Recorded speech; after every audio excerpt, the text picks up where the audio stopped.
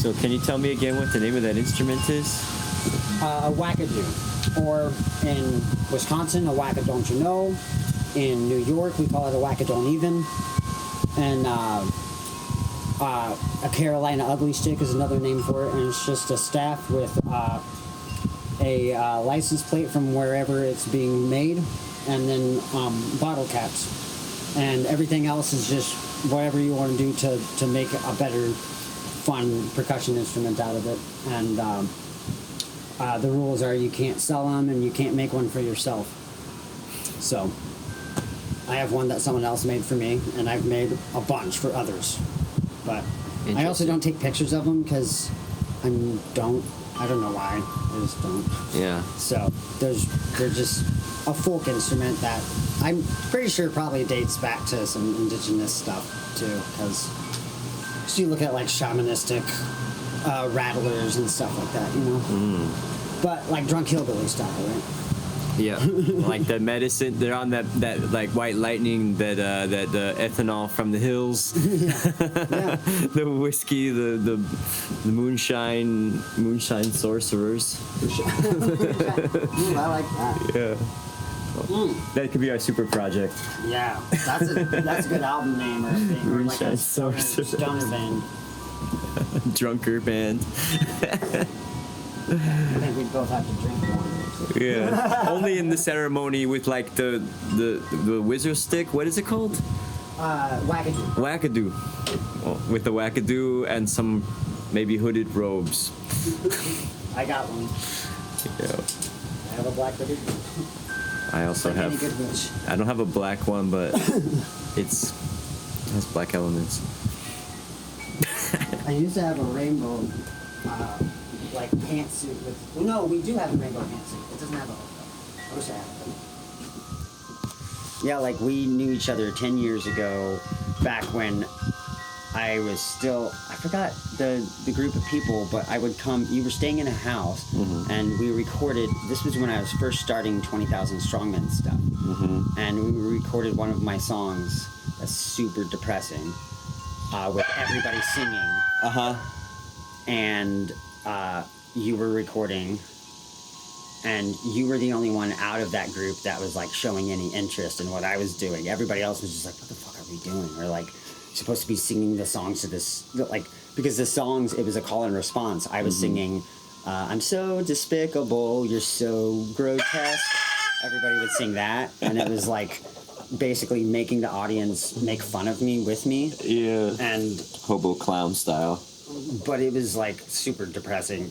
I don't really stand by with a lot of my old music like that, but yeah, lyrics are affirmations, aren't they? Yeah, like, well, even if it's a joke. The thing is, the songs change over time too. Like there's so many old like 15-year-old songs that I wrote that I replay now in a very different way. Yeah. Yeah, you can change the whole context, even if the lyrics almost stay exactly the same, or you can change the lyrics too. It's interesting how songs grow. They really evolve, huh? Like that's like a real folk songs don't stay the same. Yeah. Well, and I feel like one of my I don't know, beliefs or whatever with music is that once you write a song, it's yours. Once you play it out, it is now a living thing. And everybody else, which I feel is the opposite to a lot of musicians. A lot of musicians feel like it's not finished until it is released. Right. And I feel like it's never finished. Yeah. It's never going to be finished because so I sing nowadays, I change lyrics to old songs. Because I don't agree with a certain line in there or something like that. Songs of yours or other songs too? Of my own. Well, other songs too. Yeah. Like if there's an old country tune that I'm playing that has something slightly problematic, I'll just change it. But, you know. Yeah, I like sometimes also even with folk songs it's just like maybe there's just one, you know, like people do it. You hear someone's arrangement of a folk song and they've got a new version. Yeah.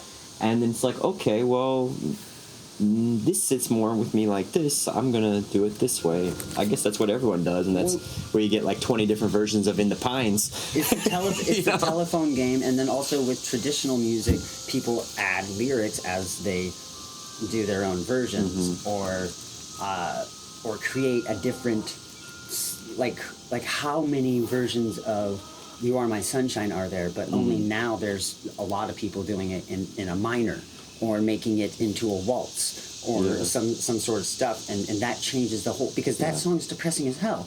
And if you change it minor key, and if you make it into a minor key, it feels like a completely different Wednesday song. Addams wrote it. Yeah, exactly. Like, you don't want the sunshine coming. Like, give me a cloudy day. Yeah, I think about my friends. I remember with some friends, we were living in this house together in Turkey, and we were getting into doing minor versions of like Happy Birthday. Yeah. Do like Happy Birthday minor version, or Happy Birthday Hijaz version, which Hijaz is this like Middle Eastern scale that sort of has like a minor second but a major third, so it's got both of these dark and light. And we would just get into doing like a minor key Happy Birthday. So, Happy Birthday to you. Happy birthday. I can't sing it, but No, I hear it. It's hard to make it minor without an instrument to correct the intonation for me. Yeah. But so then we really only have kept in contact through social media a little bit, but not much. Then we had that one weird time where someone, a lady that, someone who's addicted to sex, was trying to set us up with a three-way. And we were all, like, I was living in a different state, you were living in a different state, and I think she was too. And so it was like, well, I don't understand. I don't know if I can play into this fantasy right now. But and I think that was the last time we talked until recently, when you're like, let's stop by. And it's been really good being able to just relax a little bit. I've been I get really caught up with stuff here, and when we have visitors, sometimes it just like reminds me of how comforting the place is, despite that fucking rooster. But yeah, he hasn't tried to attack me yet, thankfully. That is. He knows. No, he's fine. He knows. I'll step. I'll step to you. Yeah, I mean he's one of the more well-behaved roosters I've had. So that's why he's still alive. That's the only reason why he's still alive. That's right. But we're gonna eat him in the fall probably. Yeah, he's looking pretty plump. The thing is, he has a little bit of silky in him. And the thing is, with those smaller breeds, getting your hand in there to pull out the guts is like, you almost have to like break their cervix or something like that. I don't know if they have a cervix, but like, I don't know much about them. But you have to like break open. Kendall processed the last rooster that we killed last year, and she had a hell of a time trying to get it the insides out. But he was tender. I guess just with a pair of scissors, just snap up the. Yeah. I would just open the ribs. And just cut up the. I mean, I never processed the bird, but from the experiments I did with the rats, the rats that I was eating in my Albanian hermit days. Yeah, wow. I was using just scissors to cut them up the You're center. Eating city rats? Huh? You were eating city rats? Not city rats. It was in Albania. I was camping by the sea, and the rats were eating my food, and I decided, well, I'm gonna just trap them because they were really cute at first, but then they just kept on getting in the night. I couldn't sleep. They were trying to get my food, which I had been hanging away from the walls, but they're figuring out ways to jump to it and stuff, and they were making a lot of noise going through the ceiling, and so I was just like, I'm gonna get them. So I went to town and I like bought I was looking for a trap, and then all they had were the gum traps, and I was like, no, I want to get like a regular trap so I can eat them too, because if I kill them, I'll eat them for sure. So then I got the snapping trap. I found one at some like bazaar, open market. It was perfect, and I caught a few, and that was so interesting to just how clean they are on the inside. Yeah, I was really just amazed at like taking off, like kind of stretching off the skin and. Yeah. And you never had any issues with your gut? No, but my gut is informed by many, many experiences of dumpster diving and eating outlived food, or even just like eating vegetables out of the garden. You get your, like I always tell kids, especially nowadays, everybody's so germophobic, and telling kids like it's okay to eat dirt. It actually... It's vitamin B, right? There's a lot of different things in there. And you can... Get it in your nails. And... I'm not... Like, cover yourself in mud. It's good for you. Yeah. Just enjoy it. It's like Ayurvedic medicine. They do this mud scan. Mm-hmm. Like, if you cover yourself with mud and then you let it dry in the sun, especially, they were doing it. And then... there's like places with hematoma, bruises that show up, and that's like where the problem is. That's one of these... I mean, I think saw a lot of that. Aborigines did that too. Mm-hmm. But to pull out the toxins and things. Yeah, well, I mean, because mud soaks up, lots of heavy metals and toxins and stuff like oils. That. So, and oils, yeah. So like, think of it as like a skin detox, basically, is what they're doing. Oh yeah. Yeah, it's beautiful. I mean, even the grounding. I saw one person posted a video where they were just on their shoes, and they had a multimeter plugged between the ground and them, and then their shoes, they had like a certain amount of voltage, very small, and then when they put their feet on the ground, it completely changed, and it was like there is a marked difference in the charge when you touch the ground barefoot, and that's something, huh? Like. That's very interesting. I mean, I don't have any claims about it, but there's a measurable difference. Well, and it's funny because now that science is starting to like, I guess, validate some of these natural vibrational things or whatever, because truly science is just our way of understanding nature, which already understands itself. So, like, what's weird to me is the language that's coming around it, where people are coming up with names like, oh man, I practice grounding, or I practice somatic healing. It's like, you breathe and you walk barefoot? Okay. I'm a meditation guru. It's like, oh, you like to sit quietly?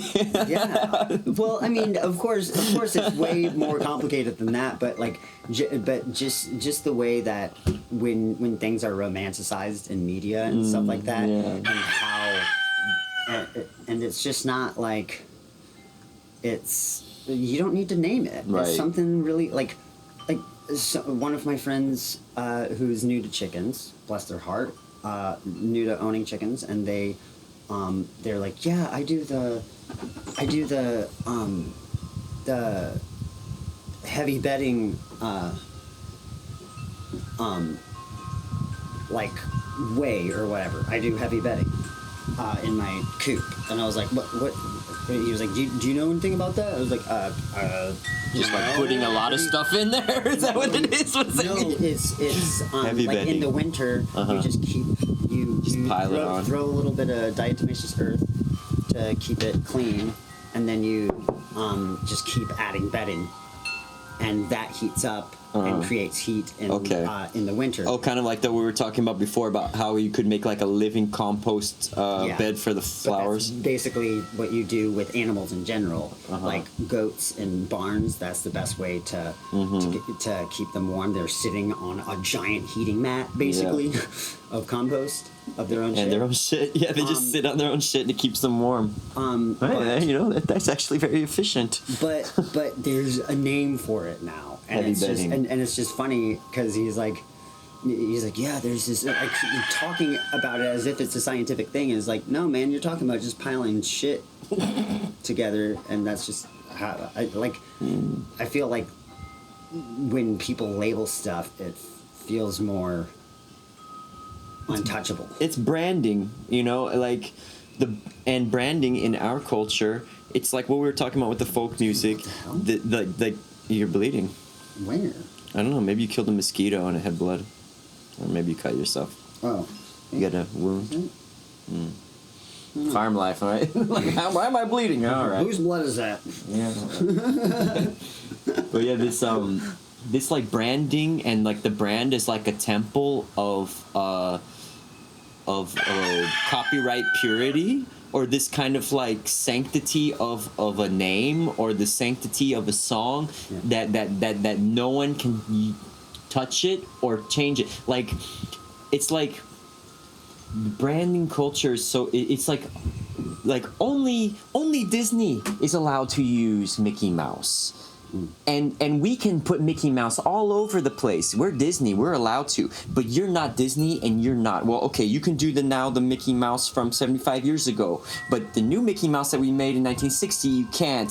You're not allowed. It's untouchable. And it's like, y'all, the folklore tradition has always been that Mickey Mouse is a cultural hero, then everyone can tell the story about Mickey Mouse, and the most popular ones will survive. That's what we used to do. Like the version of In the Pines, that song. It's like there's so many versions, but well, right, the Nirvana cover of Huddy Ledbetter's cover is the one that everyone knows right now, but there's other versions. And Kurt Cobain never said, like, no one can sing another version of In the Pines, but they can only do this version, and the royalties must be paid to my wife. You know, or whatever it is. You know, it's like, no. But we do this with brands when, like... it's the capitalizing of Bardic traditions, basically. Yeah, or the cutting off of the Bardic tradition, right? Like, people can keep seeds. No, for sure. Think of it in that way of saving seeds. Like, you take a traditional song and you make it more relevant by changing a couple of words, or changing the way that it's played, or even just playing it the exact same way to a whole new generation of people, and it means something different, you know. But when you have a company, when you have companies involved, and like songs are trademarked, and it's like, dude, everybody is borrowing the same shit from each other throughout history forever. So like, how are you going to say that you own this fucking chord progression? Right, like this Ed Sheeran thing where they're taking him to court because his song had the same groove and feel as a Marvin Gaye song, and it's like, you know, Marvin Gaye, meanwhile, you're gonna have AI. Like an AI Marvin Gaye, and no one's upset. AI Marvin Gaye is fine, but a person just like getting the feeling of a Marvin Gaye song, forbid them. I mean, like, all right, are we gonna like outlaw every single chord song? Of course it ain't gonna be as sexy as a Marvin Gaye tune, because Ed Sheeran is as white as can be. But, you know. He does have a little bit of soul, though. Like, I mean, he does. And you know, that's the thing is, like, something that I've learned throughout because I'm and he's a ginger from England, so there's that. You know, ginger from England gets like, that's kind of a minority group in a way. Like, gingers get picked on in England. Gingers get picked on, period. Like, I feel like I'm able to say, because I have the ginger, I can be like, okay, I can say someone's my ginger, you know, like, you know, is that like, yeah, I can say that because I'm ginger. I have the token ability, you know, this isn't like another protected word, right? Like, it's like, I'm on brand, I belong to the ginger clan, so I can use that, but you can't. Sounds like a rap. Protecting. I'm on brand, I belong to the ginger clan. Yeah, I'm on brand, I belong to the ginger clan. Like, ginger, please. I don't know. You can be ginger too. You can be trans ginger if you want. I don't care. You know, I accept all trans gingers. You know, like if you're ginger and you made it after because you just knew you're ginger inside. That's cool. You can be. I accept you. I stopped dyeing my hair when I was 16. Yeah, for real. I mean, and shaving mainly because like just be who you are. Well, for me, it was too much work. I hate shaving and I hate dyeing my hair. It's painful. I hate wearing jewelry. Shaving, it's like creates so many bumps on the skin, all these razor bumps, And infections. Then you gotta keep doing it. Yeah, then you got to maintain it exactly. Like, why do something that you have to do every couple days when you don't ever have to do it? Plus, I look like a prepubescent teen when I shave. Yeah, tell me about it. My sister used to call me Frodo. No, people called me Frodo in high school. Yeah, yeah, we're Like actually called me Frodo in high school. We're That's both a joke like that I do. we look. Instead of that's what she said, I'll say that's what they called me in high school. That's what they called me in high school. Or that's the name of my autobiography. I guess we used to be more like hobbits, but now I feel we're more dwarf. We have more dwarf energy with the beards. Like, Well, hobbits don't have beards; they just get side mutton chops or whatever, sideburns. Yeah, funny thing about that branding. Yeah. Can you tell me a little bit about these lands that we're on? This beautiful forest. It's so magical with the ghost pipes. yeah. Well, so this is a 32-acre old growth swamp that the Jenny and Jerry Forester sold us a forest in Forestville, and it's one of like just a few places in this region that still has this old growth swamp forest along the lake plain.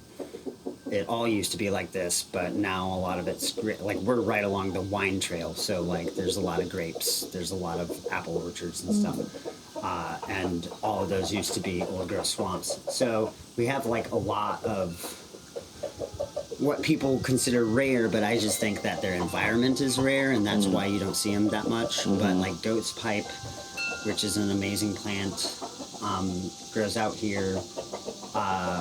We have a huge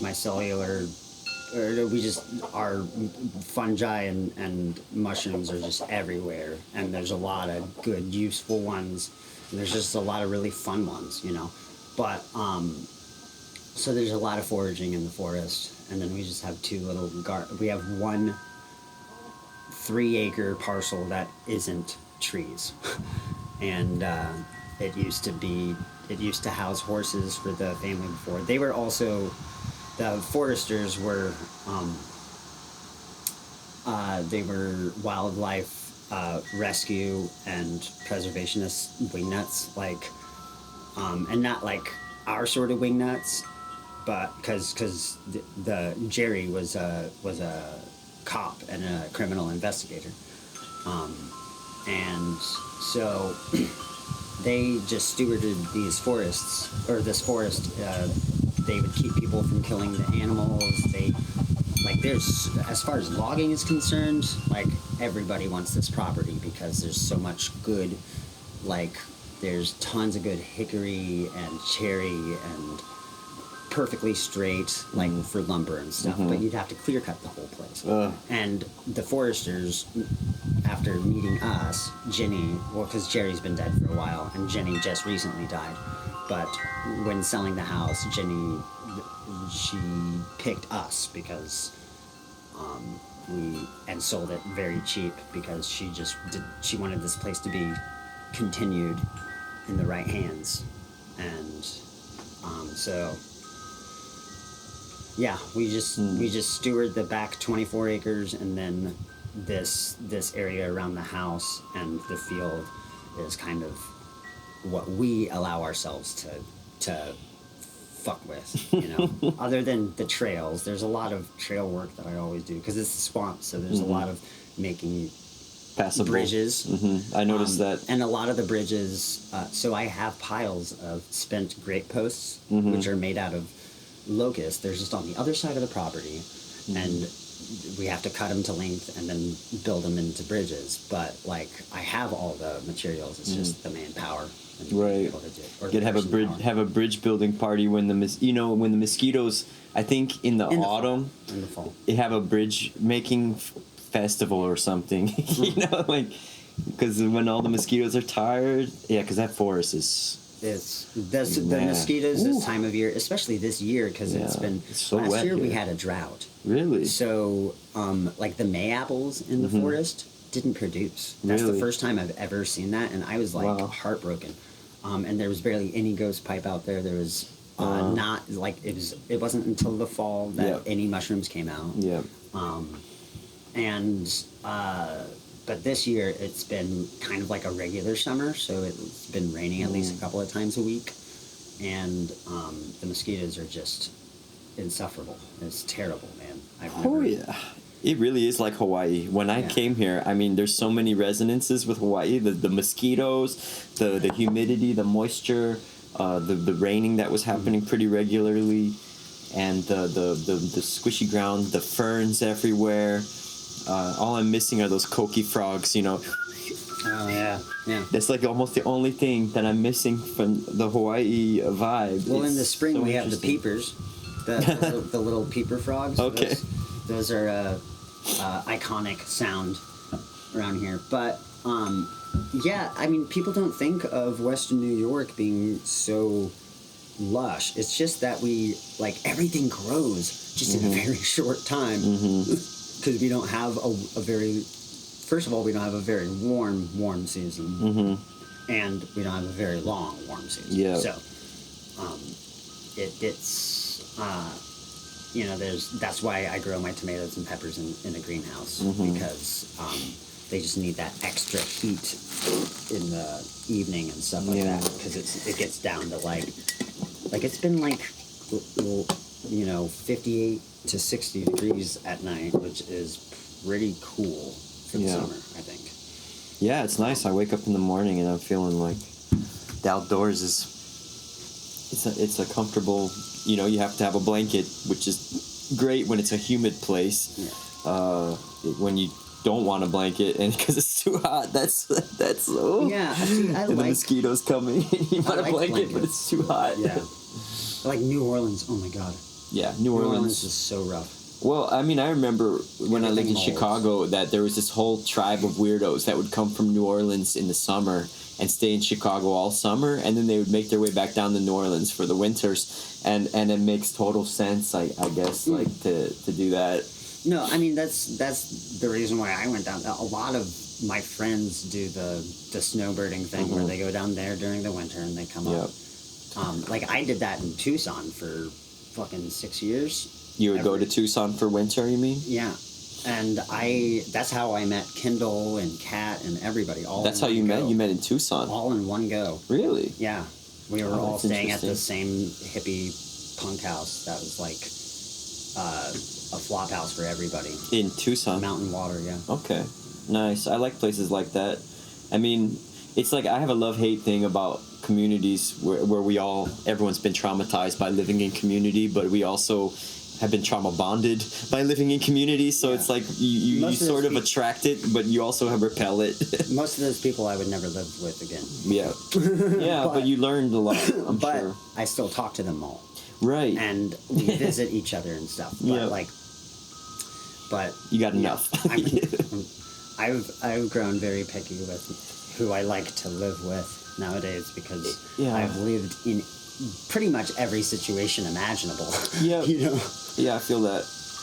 I mean, it's like every relationship in a way is a candle, and the size and shape of that candle is unique. But if you burn that candle all night, it's going to be almost gone. But if you just put it out after an hour of burning, and then you can light that candle over your entire life, or you can just use it all up in a very short time. But some relationships are candles that are like a birthday candle, and other ones are like one of those 100-hour church candles. But how long you decide to burn that relationship, it's only it's like we've only got so much to offer one another, and we can take it slowly or quickly, but there is an effect. I mean, I'm not saying that you can't have a really intense relationship with someone that lasts forever, but for sure, you can't keep the candle burning all day for 50 years. I mean, some of my longest relationships with people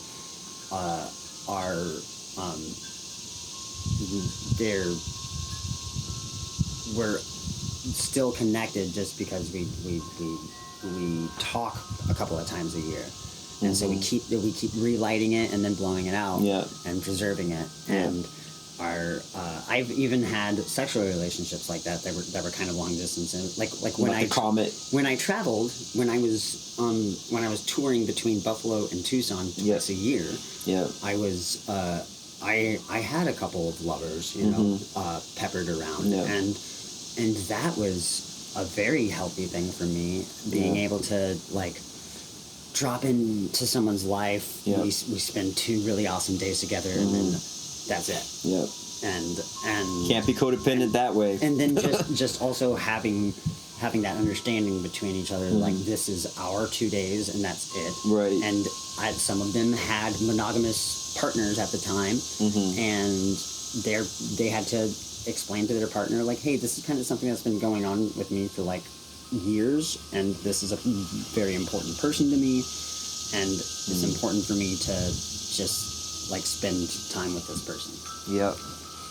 Yeah, every unique relationship is so I've had that too in my travels. Like, actually, like, there is something magical when you have this limited time with the person and you're really looking forward to seeing them, and you just completely give each other total attention, and then be able to say, all right, until next time, if even there's a next time, and to release. It's a really powerful form of love when you can indulge in a person with like a real sacred way, but also the sacredness of saying, but I don't want you to wait for me. Go in and live your life, but I would love to see you again someday. And it's like, it's because it's like not being detached, but not being attached is different, right?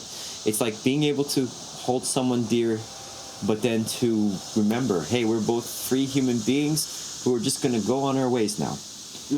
Which can be very painful sometimes. Like when I've not wanted to let someone go like that, then that always caused a problem for me.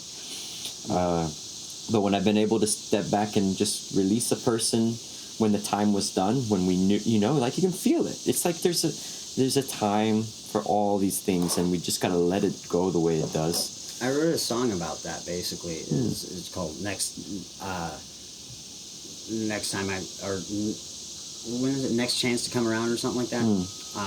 And it's about there's one line in there that's like, I'm the only bum with far too many homes to roam, and it's just like the whole song is just about how I've created all these families, all these like connections throughout the U.S., and it hurts to leave them. Yeah. Every year. It hurts to be away from each one. and sometimes it's so like, I guess it's hard to allow yourself to go through that heartbreak over and over and over and over again. Yeah. But the actual experience needs to be worth it, you know? So I had a lot of, you know, I still have all these families, sometimes literal families, like that I helped them with their farm before they even had children. Now they got 2 children, and like, you know, just stuff like that. Like I feel like I'm still,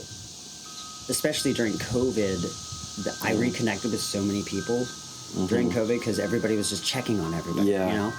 And so now I've been keeping up like a regular, like, you know, contact with yeah, like when you're in the garden, you said you're making a lot of calls when you're gardening, and that's like one of your times to catch up with people. That's nice to make a practice like that to nurture those relationships. Yeah, because what else am I going to be doing? Listening to a book on tape or music? And, or some podcast I would rather have something like, because gardening is one of the things that I do that isn't loud, so I can have conversations when I'm doing it, because a lot of times I'm using saws, or I'm like, you know, driving a tractor or some shit, you know, so. That's interesting. Yeah, I was reminded of a time when I had this really intense relationship, and with someone we were traveling together for like 9 months straight, and actually it's really great because I was just speaking with her between yesterday and today a little bit, and so it's good that we can still talk. But there was a time when we like parted ways, and then we both had found another person, and then when we got back together, we were in the rainbow gathering and we were both with another person. It was so funny how we met. Like, she found me in the morning and like came and hugged me. Then like we went to go poop together because we did that. It was like a thing we would do. So we went to the shit pit together, and then we pooped. But we were both like sharing about how we had this other person with us, and we're trying to figure out how it works. It was actually really difficult because, you know, we still loved one another, but we had another person that we're very excited about. But I remember at one point, like being with the new person was very nice. Like, she was great. But then I remember being so jealous in one moment, like being alone with my new special friend and thinking about the old one being with someone else was infuriating me to the point that I couldn't enjoy to be with the person that I was with. And that was so wrong, because I was like really being lucky, and it was like the graces of this beautiful person. But here I am just thinking about how much like I can't enjoy my moment because I don't want this previous partner to enjoy like this with someone else. You know, it was just like a very toxic feeling. And I mean, learning to feel compersion is something that like it's painful. But being just the concept of being happy for someone else's happiness, whether or not it pertains to you, is like such an important thing. It's big adult emotion. And it's hard. It's hard. I mean, that's where a lot of our jealousy stems from, is from feeling inadequate or whatever. Right. And those are just reminders of, you know, in our minds that we're inadequate, but really like this other person is practicing just like you are. Of how to love someone and trying it with someone that isn't you. And you know, there's that whole thing, like you see this trope a lot, like, and I experienced this with my last partner, was the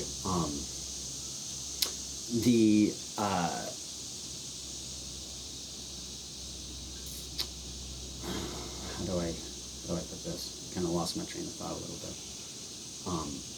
About compersion. Yeah.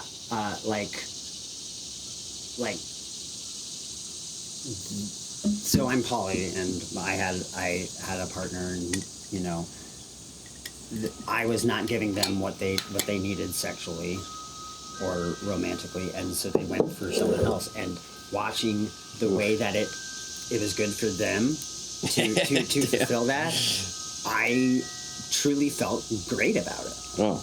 Well, that's good. And if you can, you know, a lot of people aren't willing to face their flavor of jealousy, because there's a lot of different flavors, and it's okay to feel them.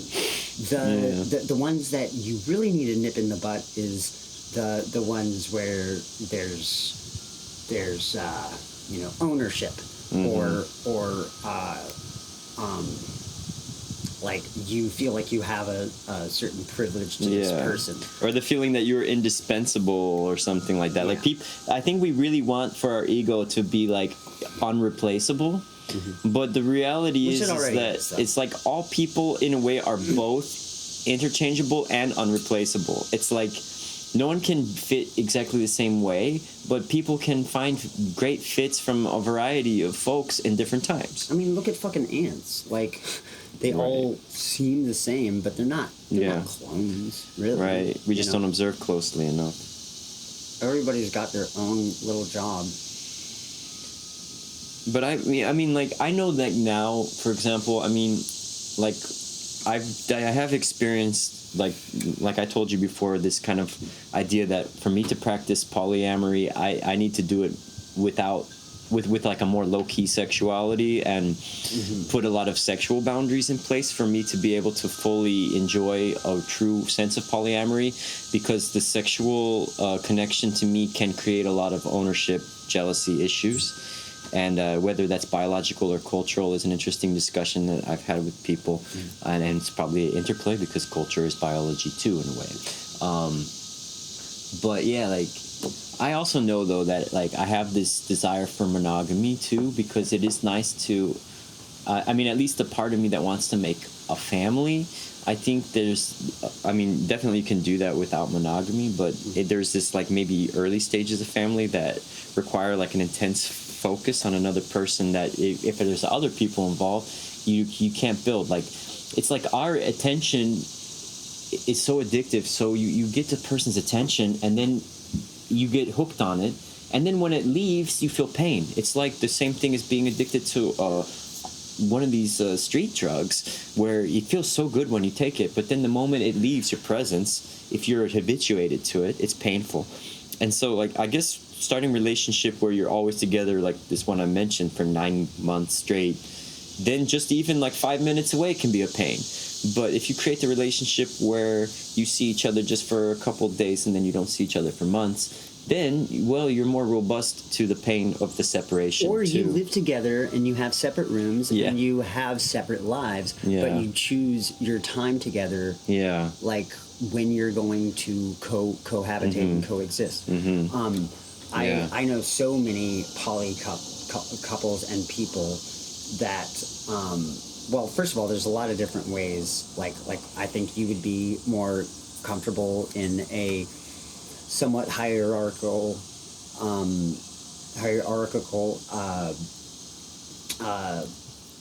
not necessarily like polyamorous, nesting. but yeah, like have a nesting partner or something. There's a lot of different ways to do it. I personally am not into the hierarchy, because that got me in trouble in a lot of past, because it turns out that I don't look at things like that. But like I don't have a primary. Right. You know, everybody has a different job in my life, and I have a different job in everybody else's life. I really like the solo polyamory ideas. Actually, less. I think that for me, I'm less polyamorous and more of a relationship anarchist, in the sense that, like, I think relationship anarchy as a topic is more interesting from a wide field, as our relationship with children and other adults, and our relationship with our business partners as well. Well, that's poly, though. But poly is, I feel like, a subset of relationship anarchy, because poly is like about our like love relationships, love, not sex, love. Sure. You know, like, because polyamory, but relationship anarchy is a little bit broader, I suppose. So I maybe I like that. I feel framework. like they blend a lot They together, do, because they have the same principles. Because for me, with like, in order to have that whatever anarcho relationship you want to have, in order to have that, you need to, within yourself, come up or you basically have to learn certain communication skills that come from having ethical non-monogamous relationships or poly relationships. It teaches a lot about communicating, right? And there's language now, and there's ways to set boundaries that are safer, and you learn that through a lot of E&M and poly. And I feel like you can't have the anarcho relationships without the abilities and the skills that you develop through, like, but you know, you can have healthy monogamous relationships, but you still need those same skills. Yes. And the thing is, for some reason in our society, well, also through media and everything like that, we are conditioned that whoever our person is ours. Yeah. They are our everything. They are responsible for our happiness. Yeah. And that they that they should always put me first, sort of shit, you know. And I think, like, there's just certain baseline things that I feel like poly and E&M taught me through practicing it. What's E&M? Ethical non-monogamy. Okay.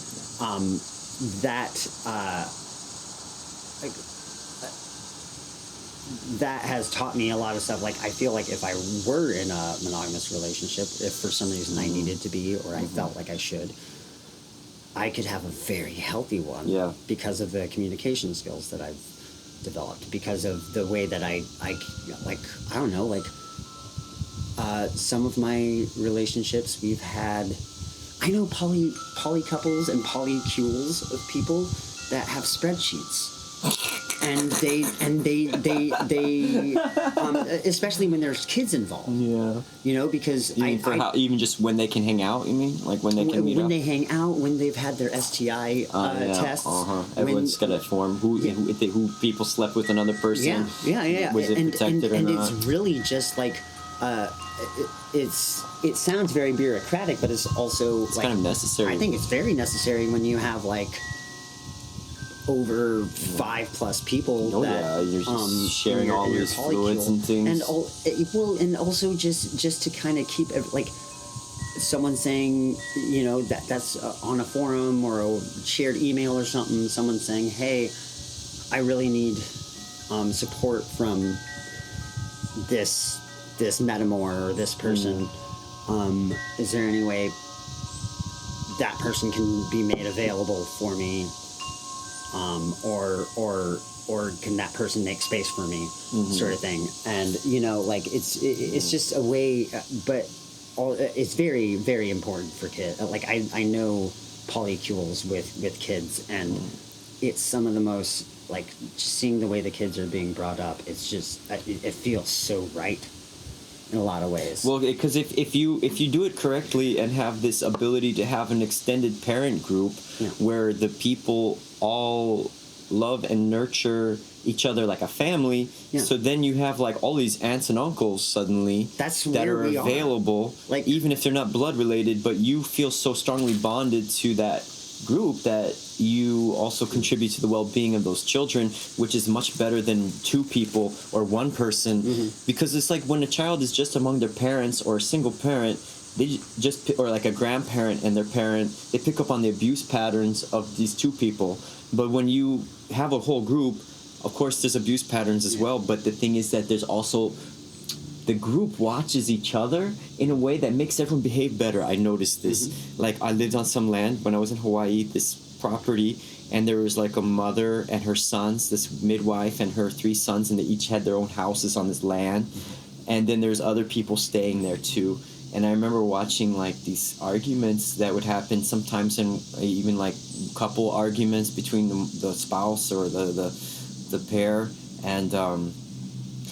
And I also noticed that because we were observing these arguments, it changed them. Because the way people argued in the hearing and seeing distance of the neighborhood, it was being observed. And the observed argument is safer than the unobserved argument. Well, especially in a community where like you respect and love all the people around you. So when you see yourself about to say or do a nasty thing, you check yourself and you're like, holy shit! What this is going to do is going to affect everybody in this household. And it's powerful. I mean, like going back to the you know. Polycule kid thing. So I call him my godson. And his mother. We have a weird polycule thing because is like the third parent to like right. I've seen this. It's like that's and her. I'm Uncle Monkey, and we all have really like different parts that we play in bringing him up. Yeah, like a human relationship. And he struggled through. He had cancer for 3 years of his life, from 3 till 6. That's incredible. You know, and he beat it when he had so many people around him dying of the exact same thing, going through the same procedures that he was, and he made it. You know, and he's got this whole community of people. It's crazy when he goes to the hospital. there's like a party like of a celebrity people coming to see him, and it's just like all of the extended non-blood family that's like us, you know, and when they come out here and stay for days at a time, because he's got a camper here.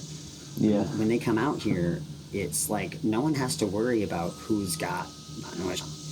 We just all take turns cooking for each other and hanging out with the kid. And yes, it's so natural, right? Yeah. I also had that experience living in the same place in Hawaii because there is a few different people with children. And I also noticed that when the children all go together in a pack, that they're extremely safe because the pack of children, no one can mess with them. In fact, they watch everyone. They see everything. They're like the police. Yeah. If the children are the police, then the community is safe. Dude, there's this whole there's this whole community of people like that live right next to inside Buffalo proper, and they it's like amongst 10 houses, there's all these kids, all these siblings and other non-related that hang out every day. They're the block kids, and they are so well behaved, and they all check each other. And there's like the two like alpha girls that run the whole thing. The mamas, the Wendy like, darling. They're like 9, you know, and they are so like the kids are just amazing. They just check each other whenever anything gets like. Yeah. They even do stuff like I hear them saying, because they all have really awesome parents that are trying new alternative ways of communicating with their children, and a lot of them are being like, hey, did you ask if that was okay if you could roughhouse and stuff like that? It's just like, dude, consent. Yes, you're winning. Exactly. This is the true learning. Like they have an inbuilt sense of their own autonomy. Yeah. This is the thing that school needs to return to. This is the return education, the return to autonomy. I mean, of course, with the boundaries and stuff, like we don't want to encourage people to use their autonomy to do things that could hurt themselves and others. And there's ways of staging our learning so that we can learn our autonomy in a graceful way. You know, like we don't have to throw someone into the wolves as a lamb and expect them to survive that trauma and have autonomy. It's like slowly building people's autonomy by supporting them and just kind of keeping the boundaries within a certain range, and then slowly they start to find their boundaries that they have themselves. Like guarding. It's like guarding a little tree from being eaten too early. You got to put the cage around it, but you don't leave the cage on that tree when it's an adult. Well, once it's tall enough to where the deer can't get to it. Exactly. Which is like, if you leave that cage on, my song, man. I have to cage everything. The tree's gonna like pop through the cage and like be all weird and have all these scars and stuff. So the cage needs to grow with the person. Like a iguana, they can't grow if they're in a tiny aquarium. They need a larger one. And when we keep people in a contained authoritarian structure, they don't ever get big in the sense of growing out their soul. Whoa, I felt like I was preaching there.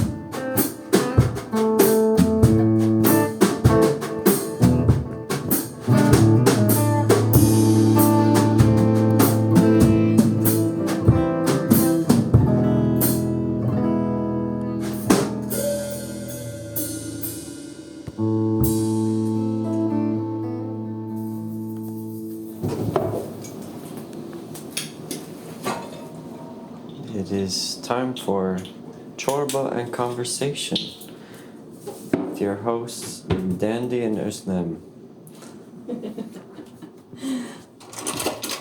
I think mercimek soup and salad always the best. I don't know. And mercimek is a lentil soup. It's always there, you know, whenever you have emergency things, mercimek always It's helping you. The red lentils. Yeah. And what else goes into mercimek?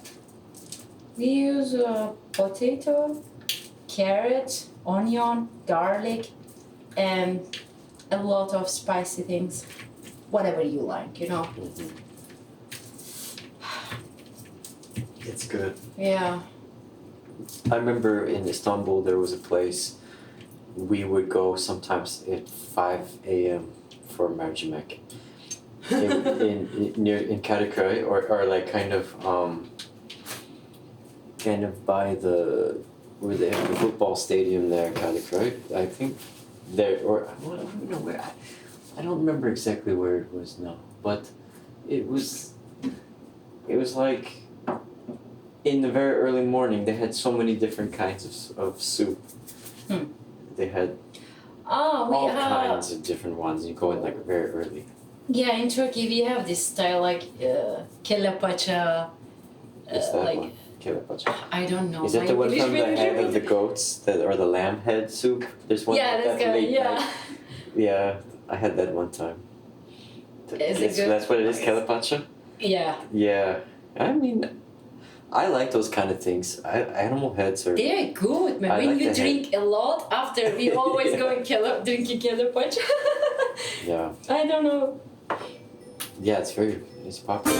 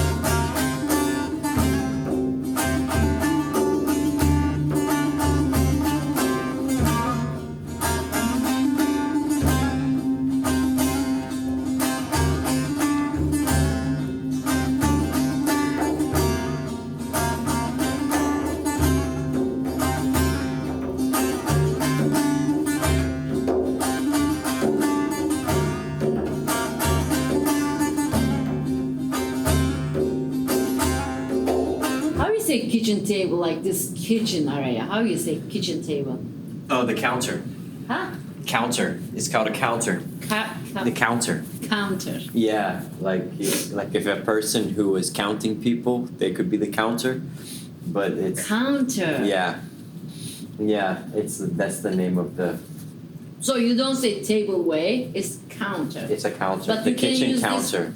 You can use this for workshop, that you have big table for working. What you calling it? No, they'll call that a work table. The counter is like at a kitchen or maybe at a store, if you're at a shop, and the shopkeeper's sitting behind the counter. And like that's where or if you're going to a pharmacy, they have a counter. That table. Like that they stand behind. We say tezgah. Tezgah. You say also for kitchen, tezgah? Tezgah, kitchen tezgah. So it would be a mutfak tezgah. Mutfak tezgah, workshop tezgah. Yeah, yes. Workshop tezgah. Mutfakta tezgah. Mutfak tezgah. Mutfak tezgah. Yeah. Turkiye. Yeah, they want everyone to call it Turkiye now, not Turkey. I like that. It's hard for me to get used to it though, but I like that. But they are changing on the map also. To Turkiye. Yeah, it's good. Because Turkish, like Turkey is Turkey, people cannot understand. Yeah. So better to make original name. That's Yeah. how we call it. I think it's funny the origin of the name, because we have a bird called the turkey, That's which you guys call Hindi. But Hindi means Hindustan, India, right? yeah. So do you call a turkey India? And then we're calling a turkey Turkey. You know, it's funny. It's like in Turkey, the name It's of like the bird we turkey is say- Hindi. yeah, Hindi is like Hindi. like from like Hindustan, right? Like yeah.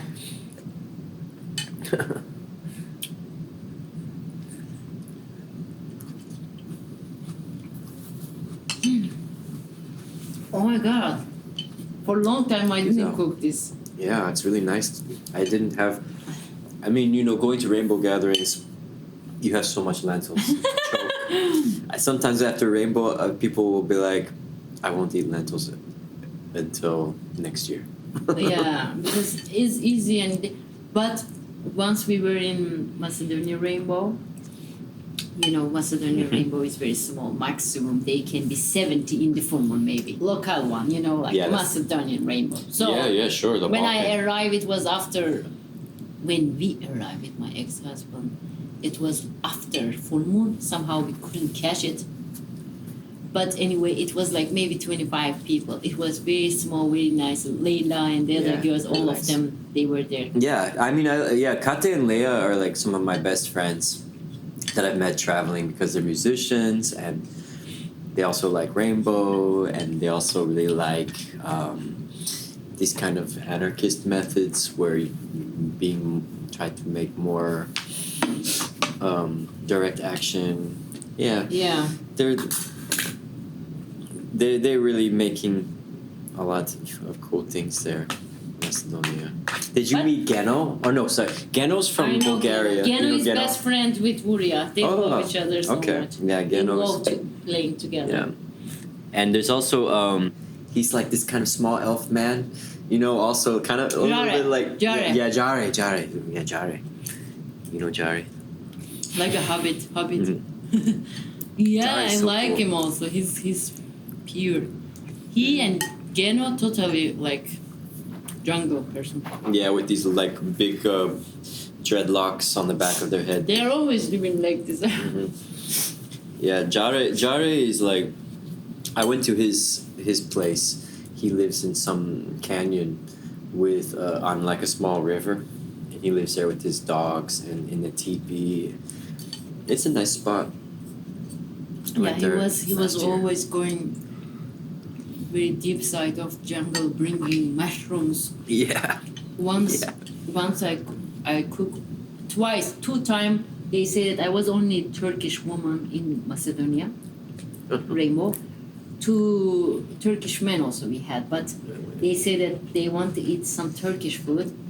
I said that I never cook for that much people, but okay, I can lead. There was a lot of veggie and I made this soup, but it was incredible. Oh yeah. You know, because actually not this soup, yeah. I made bulgur. Oh yeah. So with a lot of veggie and bulgur, and I made soft. They enjoy with this because it was something different in the moment in the rainbow. I love that. And we made very good salad, very mixed, and you know with less people but more food. Yeah. 2 times, second time it was turning. Yeah, anytime. First time, second time, anytime. Yeah, I love cooking those magical rainbow meals where no one knows what to do, but everyone's like so confused, and then someone has an idea suddenly, and then they make one of the best meals, and it's just coming out of randomness almost. Had time. This soup has been very good. Yeah, I like it. What are your observations of being here in the U.S. now? You've been here for More than a year, right? Yeah, it's more than a year. It was enough tough time, but also I'm enjoying, because everything new, you experience a lot, you learning. What are some of the things that you miss about Turkey? Turkiye. What I miss, I miss Muria. Oh, yeah. Because he's there. I miss him. Yeah. This is the hardest part. For sure, I miss my family. But when you live with someone, you miss more. Because everywhere, whatever you do, like half of the way you are not complete. But that's because that's your husband, just to explain who that is. Yeah. But other things, no. If I miss any food, I can cook by myself. Yeah. And I am the person very easily dealing with food. Like I can make with soup, salad, that's enough. So food is not giving me hard time. But nature, I miss nature in Turkey. I don't know, because people are different. Other side the ocean, Yeah. totally different. Like what? Like I think our people, crime is everywhere, but our culture, the way how we grow, we are more warm people. We really enjoy life. But here, what I experienced a little while ago, we were speaking about this, that most of the people are sad because they don't know, like, alternative way to touch the life. But they are not aware of this sadness. This is the point. If they come out from the usual, and maybe they will see like there is different meaning of life. But yeah. But you think in Turkey that people have more understanding of that? I think, I don't know understanding or not, but somehow we are more outside. We are more touching the life, the real life. We are, for sure, wherever you go, every country has same problem that from media is poisoning people. It's happening everywhere. But what I see that in Balkans, Middle East, I think we are more touching life.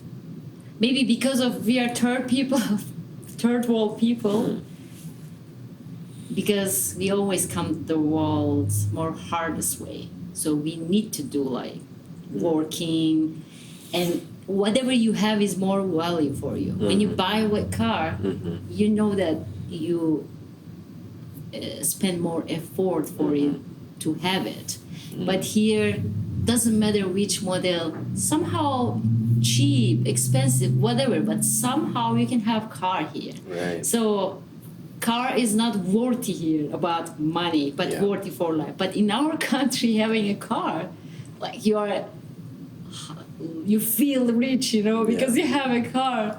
And plus, if you have house, you feel like rich already, because these things is very hard to have. Automatically, whatever you have is worthy.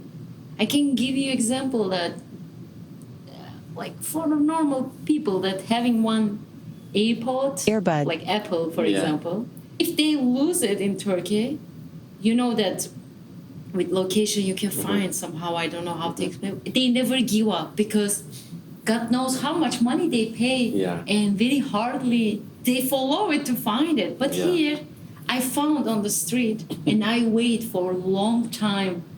Maybe someone come and ask that, my airport located here. Okay, not even. So they can, if they want to find it, as I know, they can find, because all of them has signal somehow. But here, nobody follow, because it's very easy for them to buy.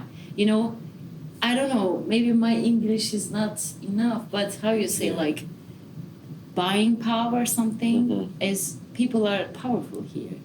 Doesn't matter, rich, middle quality, whatever, but somehow, if you want to buy this, somehow you have it. But in Turkey, if they want to buy this, they think double. Well, for sure, because it is literally double. Because, like, an iPhone that you buy here, maybe you can buy an iPhone for $800. That same one in Turkey is like $1,500. It's like even before we think about the inflation of the currency, the cost in dollars is more in Turkey, right? So, like, a car you buy here, if you buy a car in Turkey, they have like all these import taxes, all the phones and everything imported. You have to pay more for that. I mean, almost anywhere. I think in USA, the Apple products are the cheapest here than anywhere in the world. So, like, I mean, it's not even only Turkey. It's like so many places. Like in the Balkans, many things are very expensive that are cheap here. Yeah, exactly. So this is not fair, you know. I mean, someone like me, that I don't mind if I have iPhone or not. Yeah. For me, phone is phone, you know. But if we speak general, like most of the people in this generation, they want to have iPhone because they feel more self confidence that they have iPhone. I don't judge them because this is how system make people. Like, when you have good car, you always feel good. When you have good phone, you always feel better. This is all materialistic things, but unfortunately, again, wherever you go, like, people make themselves happy by this way. I don't care. I can be happy with small things, but reality is like this. Yeah, life is hard there. I mean, you can always find your comforts. But as I say, when you buy a phone, you care about this phone because you really hardly bought this one, you know? So it's value for you, you care about it. But here, if someone buy iPhone, they don't even put cover, you know, because they know if something happens, they can buy again. This country has this power, but our country is not. But then, I mean, it's changing a lot, because I remember being in the Balkans and thinking a lot about how people have so much property there. I don't know how it is it in Turkey, but it seems like here in the U.S. now, I mean, because people don't have money, they don't buy. If people are renting more, they don't own their houses. But at least in the Balkans, it's like the families keep the houses and then they give them to their children, so they keep it in their family. At least they try to keep the houses, you know, in their family, and it doesn't happen as much here. It's interesting. Like, and I have so many friends in the Balkans that have these places that they can stay for free, and I don't know if it's like this also in Turkey, like where you've got some family relatives that you can stay with a lot, because I think in the West we have this different fear of not having a house, like people are so afraid to lose their job, we are very afraid of it. Because then we can have our place because to live. Here most of you doesn't have support from family, because after 18, for example, everyone have to stand on their rights. In our country also, for sure, family expect that okay, you find your way, but it's still normal until you married. You can still live with family. This is still in our culture normal, and I live in Istanbul. I was living in Istanbul, so it wasn't for me smart to separate from my family, because why? Your family is also there? Yeah, so I was still living with my mom, my father. That's fine. Yeah. They need me, I need them. Yeah. So in our culture it's okay, and it's very normal. But here I meet with a lot of people that they're struggling with something. But when you're saying that you don't take any help from family, they say no, they don't help. It's very individualistic. So they have even house and they're renting to their children. Like, we don't do this shit, you know? Family sharing the things. They are buying house for you especially when you're a man. when you want to marry, family support you because you bring a woman to their family. So they want to support you, buying a house or car, whatever you need. Even they don't have money, they bring in credit, still they try to help you. But here what I see from a couple of my friends' life that I heard the story and experience, like they need money, for example, but why you don't ask from family? Why? They are already old. Why they don't help? They say that no, they don't help. And if there is really, really, really serious problem that you are sick or dying, maybe family helping. But most of the time, it was weird. But I see also like still some people in their culture helping each other. But when we speak about general, no, it's interesting. But again, I cannot judge as a foreigner from different country. But this makes me think about my culture more. Then you understand more value that, oh, we are more warm because we help each other. Even doesn't have to be parents. Sometimes you have family house, like cousins or uncle. They give you rent, but cheap because it's helping each other, you know?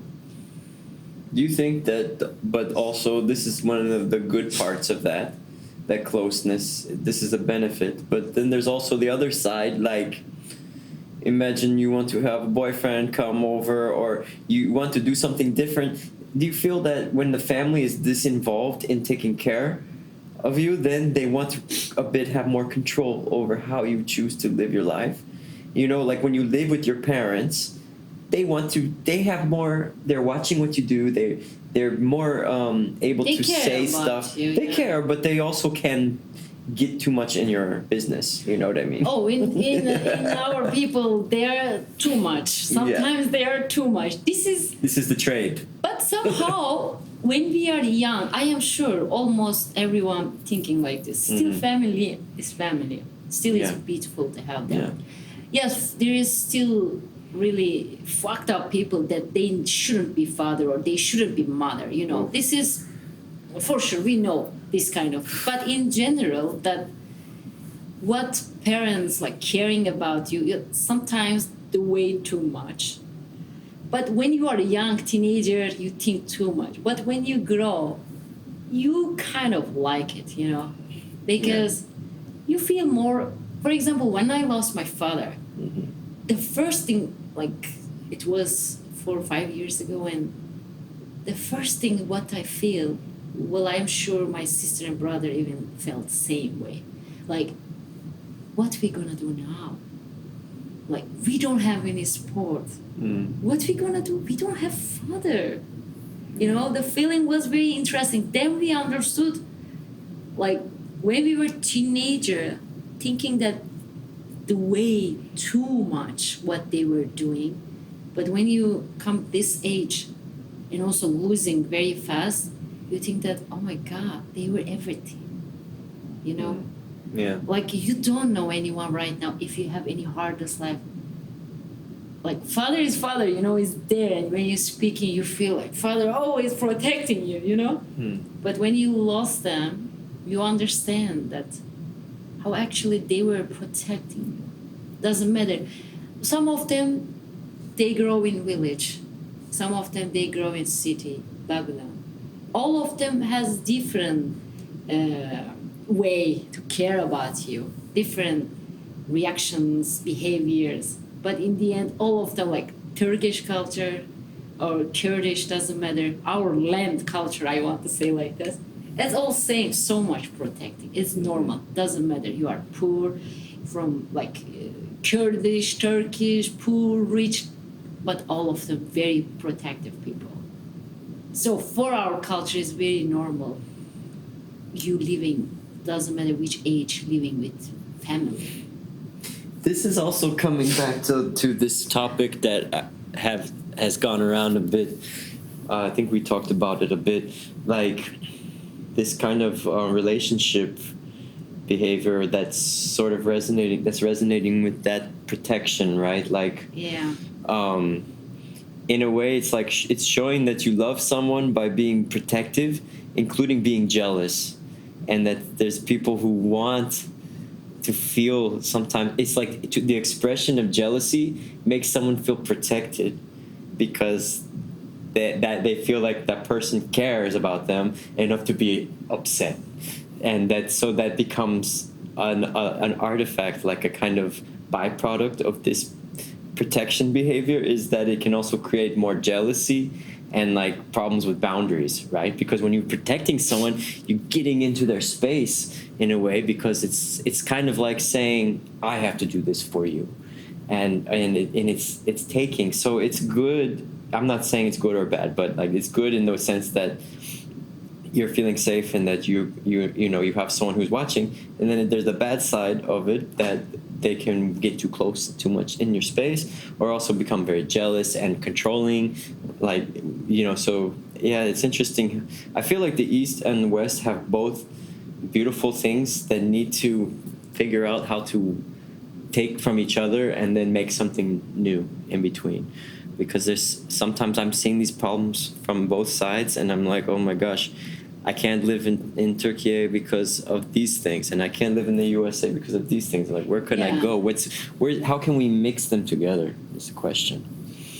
This is, I think somehow we find between those countries having experience in the middle, we find like a little bit from this, little bit from this, and we will create our own life, you know.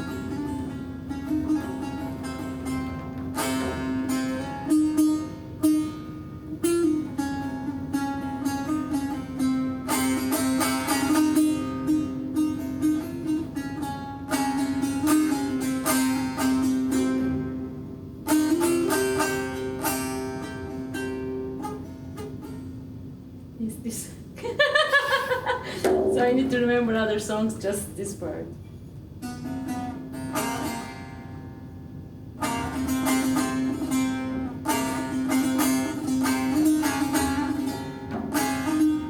This is my song. Do you remember I sent you? Wait, first I need to remember.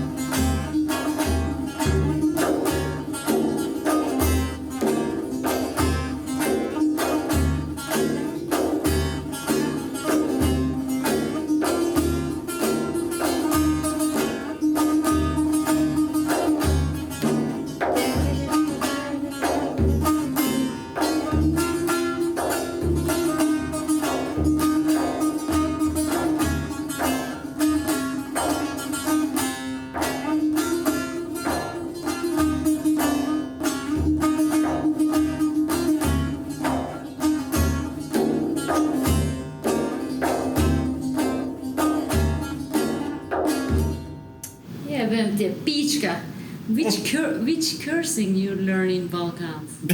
Something like this, no? Yeah, them to That's some ex-Yugoslavski for you. I mean, what was the Turkish one that no one's allowed to say? Orospu. Right? That's a bad one. Or, what else was it? Because every time someone's go in Turkey, they're trying to order something, and they're like, I would like, everyone's laughing. Yeah, very sure. And I was learning some Persian ones, like kir, that's Dick. That's dick, and kos. Pussy? Yeah. Kos? Yeah. Interesting. Yeah. Now you know a new one. Kir, I know, because kir is like same. It's like kirli, Kurdish. like dirty, right? And in Turkish, kirli is dirty. I thought that was interesting. It's like dirty in Turkish is like dick in Persian. And Zaza also same. So Persian and Zaza so much similar. Yeah. So kir, yeah, dick In Zaza. Zaza. Yeah. They don't have kos. In Zaza, you don't hear that Zaza, one. they have what they say? Kız. They say kız. Oh, it's close to kos. Yani they are like Close. yeah. Kız, But it also says kız. like cuz, like girl. Which is true. It's true, you know. Yeah. What if the word cuz came from kos? That'd be really funny.